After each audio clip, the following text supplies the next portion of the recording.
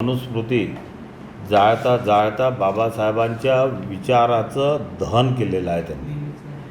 म्हणजे मनुस्मृती जाळण्याचं काम ते जे करत होते, म्हणजे ते स्टंट करत होते एक प्रकारचं. पण त्यांना हे कळलं नाही की या भारत देशाचे परमपूज्य डॉक्टर बाबासाहेब आंबेडकरांचा त्यांच्या बाजूला एक महिला उभी होती, ती त्यांचा फोटो जाळत असताना ते एक बघ्याची भूमिका घेत होते.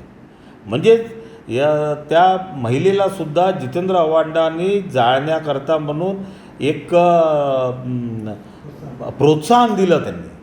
आणि सगळ्यात महत्त्वाचं म्हणजे माननीय शरद पवार साहेबांचं पुरोगामी महाराष्ट्राचे जे विचार आहेत, पुरोगामी महाराष्ट्राचं विचार ते रुजवतात.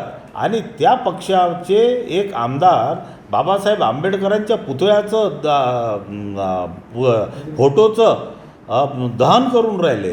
ही किती शरमनाक गोष्ट आहे. जितेंद्र आव्हाड हे स्टंटसाठी काही करतात, म्हणजे त्यांच्या पक्षातच त्यांना कोणीच विचारायला आता तयार नाही आहे. तर हे आता नवीन त्यांनी मनुस्मृती जाळून स्वतःचं बा मी या महाराष्ट्रात आहे.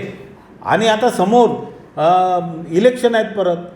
अहो, त्यांच्या पक्षातला रोहित पवार त्यांना विचारत नाही. ते जितेंद्र आव्हाड आता हे असे धंदे करू लागले आहे. उद्या सकाळी आम्ही जितेंद्र आव्हाडांच्या विरोधात गुन्हा दाखल करणार आहे.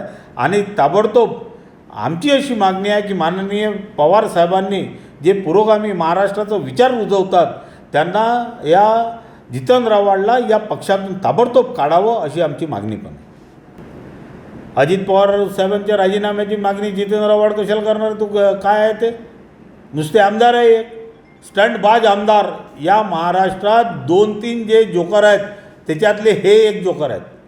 बस ते त्यांचं झालं की यांचं सुरू, त्याचं झालं की यांचं सुरू. राजीनामा मागण्याकरता त्यांचं ते तेवढी उंची आहे का?